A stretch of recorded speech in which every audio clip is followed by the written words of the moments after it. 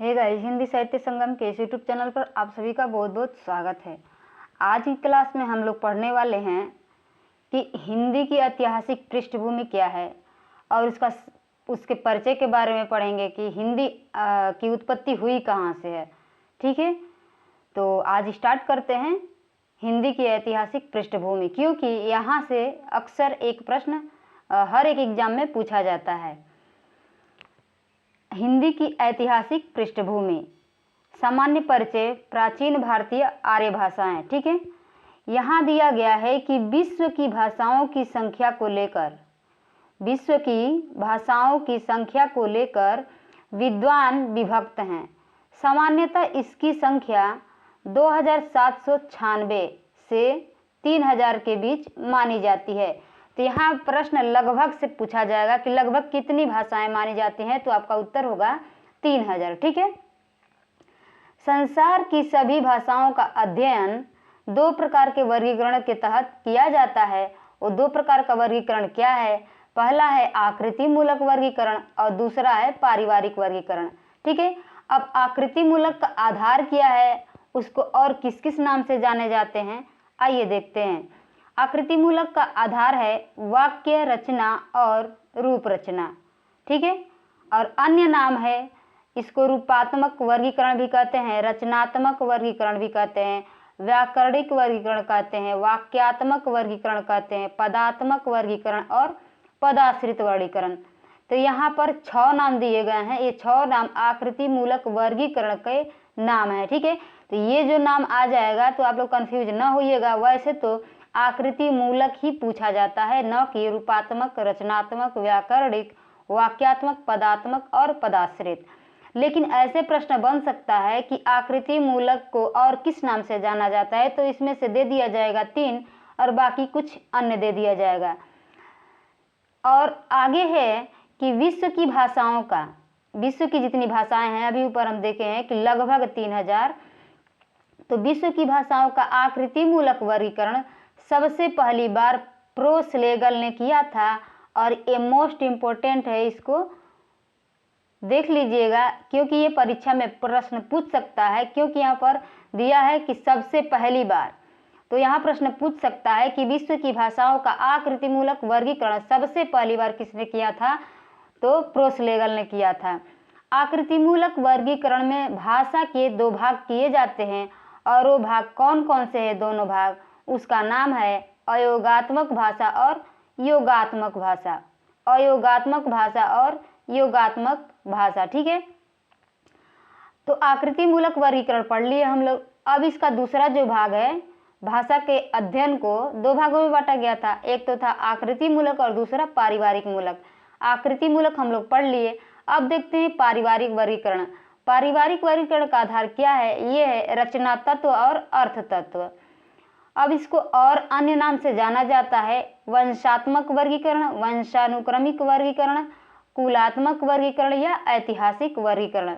तो इसमें 3-4 नाम हैं पारिवारिक वर्गीकरण में। ठीक है, तो इसको थोड़ा सा देख लीजिएगा। अब देखे रहेंगे तो एग्जाम में जब भी दिखेगा तो आपको पता चल जाएगा कि कौन से नाम को आकृति मूलक वर्गीकरण के अंदर रखा गया, कौन से नाम को पारिवारिक वर्गीकरण के अंदर रखा गया। ठीक है, आगे है विश्व में भाषा परिवारों की संख्या को लेकर विद्वानों में मतभेद है।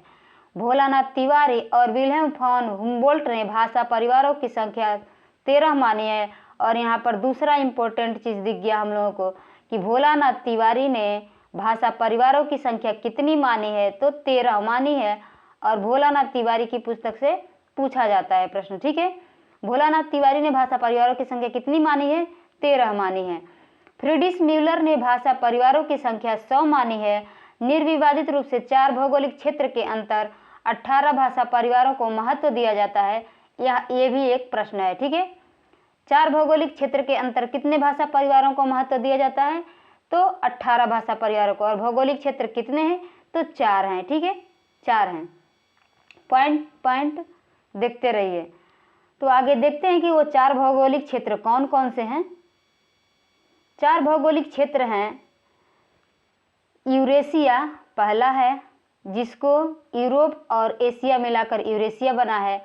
और दूसरा है अफ्रीका भूखंड, तीसरा है प्रशांत महासागरीय भूखंड और चौथा है अमेरिका भूखंड। ठीक है, ये चारों क्या हैं, भौगोलिक क्षेत्र हैं और ये भी मोस्ट इम्पोर्टेंट है। अब देखते हैं कि यूरेशिया में कौन कौन से परिवार, भाषा परिवार आ रहे हैं। तो यूरेशिया में 10 भाषा परिवार आएंगे। ठीक है, टोटल 10 भाषा परिवार आएंगे और वो कौन कौन है। पहला है भारोपीय, जो कि भारत और यूरोपीय से मिलकर बना है, और दूसरा है द्रविड़ परिवार, तीसरा है काकेशी परिवार, चौथा बुरुशस्की परिवार, पांचवा उराल अल्ताई परिवार, छठवां चीनी परिवार, सातवां जापानी कोरियाई परिवार, आठवां अत्युत्तरी हाइपसबोरी और नौवां बास्क परिवार, 10वां जो है सामीहामी परिवार।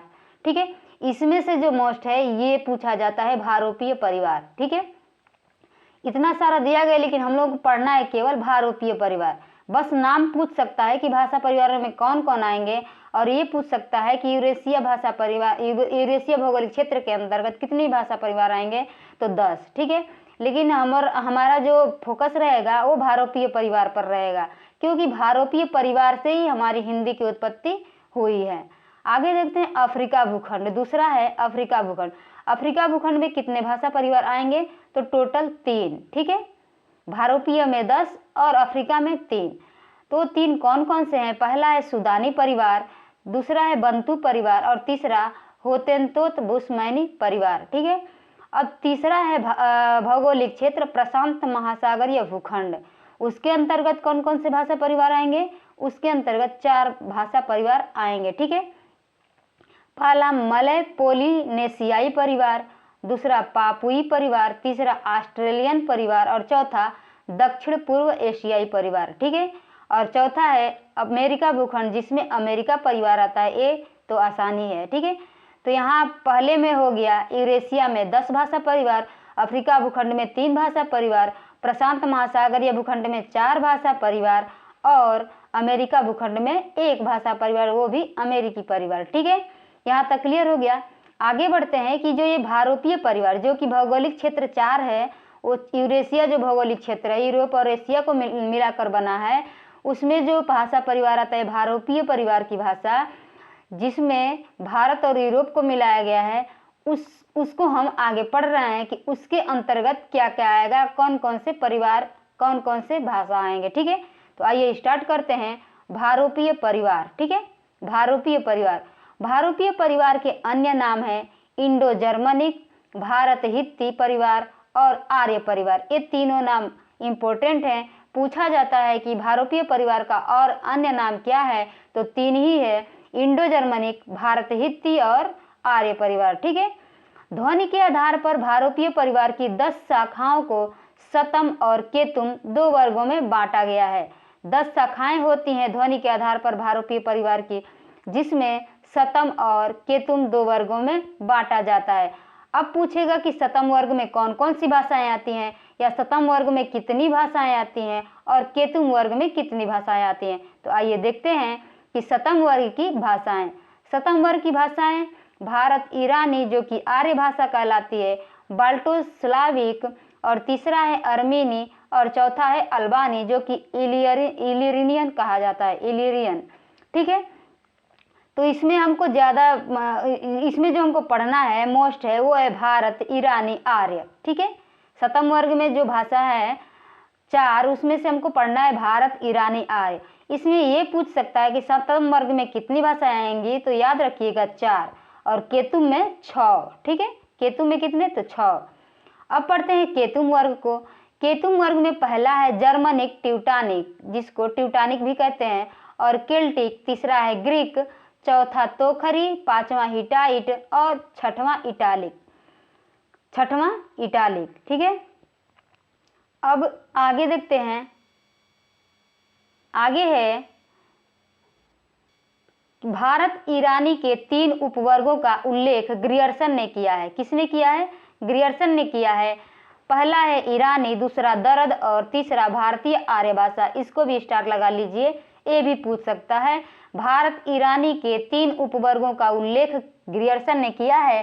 किस नाम से, पहला ईरानी और दूसरा दर्द और तीसरा भारतीय आर्य भाषा। ठीक है, यहाँ पर भारतीय आर्य भाषाओं के 3 चरण दिए गए हैं, आइए देखते हैं।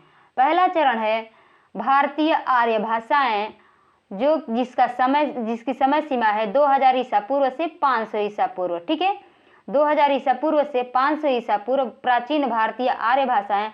अब ईसा पूर्व किसे कहते हैं? ईसा पूर्व और ईसवी देख लीजिए, यहाँ हो गया ईसा पूर्व। ठीक है, ईसा पूर्व और यहाँ हो गया ईसवी।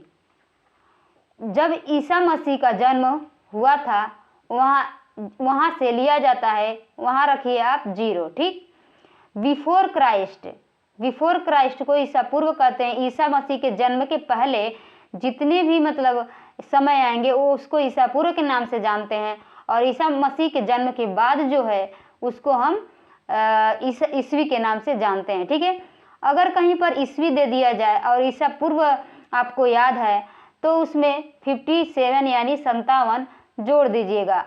और अगर कहीं संवत दिया गया है या ईसा पूर्व, संवत में ऐसा होता है, ईसा पूर्व में नहीं। आगे देखते हैं प्राचीन भारतीय आर्य भाषाएं। प्राचीन भारतीय आर्य भाषाएं जिसकी समय सीमा है 2000 ईसा पूर्व से 500 ईसा पूर्व। ठीक है, और मध्यकालीन आर्य भाषाएं उसकी समय सीमा है 500 ईसा पूर्व से 1000 ईस्वी। उसके बाद से तीसरा जो चरण है हमारा वो है आधुनिक आर्य भाषाएं। पहले प्राचीन आर्य भाषाएं, उसके बाद से मध्यकालीन आर्य भाषाएं, उसके बाद से आधुनिक आर्य भाषाएं। इसमें कौन कौन सी भाषा आती है? प्राचीन भारतीय आर्य भाषा में 2 भाषाएं आती हैं, वो कौन कौन है? वैदिक संस्कृत और लौकिक संस्कृत। जिसकी समय सीमा क्या है? वैदिक संस्कृत की समय सीमा है 2000 ईसा पूर्व से 1000 ईसा पूर्व, और लौकिक संस्कृत की बात करें तो वो है 1000 ईसा पूर्व से 500 ईसा पूर्व। ठीक है, 1000 ईसा पूर्व से 500 ईसा पूर्व। वैदिक संस्कृत वो है जिसमें वेदों की रचनाएं होती थी, और लौकिक संस्कृत वो है जो हम लोग पढ़ते हैं। ठीक है, जो हम लोग पढ़ते हैं। अब बात करते हैं प्राचीन मध्यकालीन आर्य भाषाएं। प्राचीन आर्य भाषाएं तो हम लोग देख लिए। मध्यकालीन आर्य भाषाएं, उसमें कौन कौन सी भाषाएं आती हैं?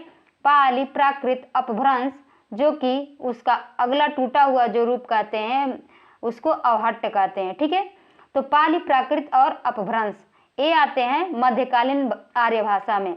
इसकी समय सीमा है, पाली की समय सीमा है 500 ईसा पूर्व से 1 ईस्वी, और प्राकृत की समय सीमा है 1 ईस्वी से 500 ईस्वी, और अपभ्रंश अवहट्ट की समय सीमा क्या है? 500 ईस्वी से 1000 ईस्वी। ठीक है, अब बात करते हैं आधुनिक आर्य भाषा की। आधुनिक आर्य भाषा में कौन कौन सी भाषाएं आएंगी? हिंदी, बंगला, उड़िया, मराठी, गुजराती और पंजाबी, सिंधी। ठीक है, आदि भाषाएं इसमें आती हैं आधुनिक भारतीय आर्य भाषाओं में। और इसकी समय सीमा की बात करें तो 1000 ईस्वी से लेकर और अब तक जो चल रहा है वो आधुनिक भारतीय आर्य भाषाओं में आएंगे।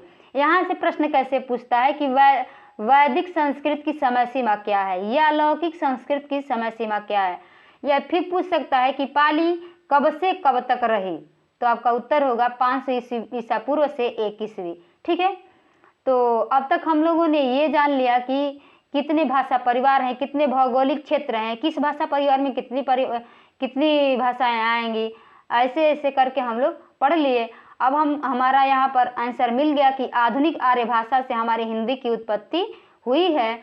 तो चलिए इसका अगला सेशन हम अगली क्लास में देखेंगे। आज के लिए इतना ही, मिलते हैं अगली क्लास में, तब तक के लिए धन्यवाद।